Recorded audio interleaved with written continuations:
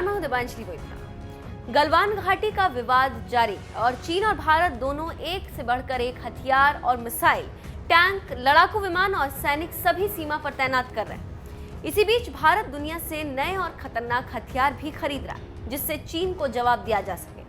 उसी कड़ी में जमीन पर तो भारत ने चीन को सबक सिखा दिया, जिससे चीन काफी परेशान है।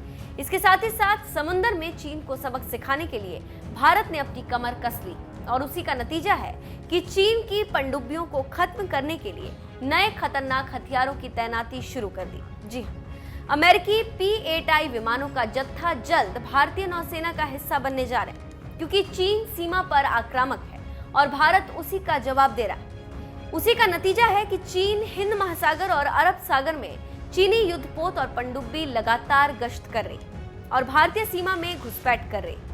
P-8I विमान चीनी घुसपैठ को रोकने का काम करेंगे। यहाँ पर एक जानकारी देते चले कि जो P-8I विमान भारतीय नौसेना में शामिल होने वाला है, उन विमानों को नई नई तकनीक से लैस किया गया। नए P-8I विमानों को गोवा में हंसा एयरबेस पर तैनात किया जाएगा। विमान भारतीय नौसेना का हिस्सा बनने के बाद हिंद महासागर और अरब सागर में चीनी और पाकिस्तानी पनडुब्बियों पर निगरानी रखेगी और खात्मा करने में अहम भूमिका निभाएगी।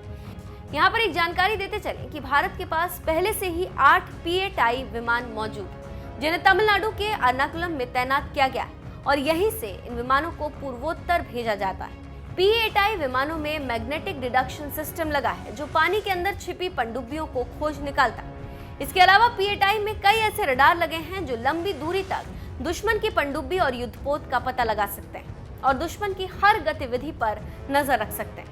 इस विमान की स्पीड 789 किलोमीटर प्रति घंटा है और ऑपरेशनल रेंज 1200 किलोमीटर है। ये विमान करीब 40 फीट ऊंचाई तक उड़ान भर सकता है। आपको मालूम हो कि चीन और पाकिस्तान भारत को घेरने की जुगत में लगे रहते हैं, लेकिन भारत ने इन दोनों देशों को लगातार मुंहतोड़ जवाब दिया।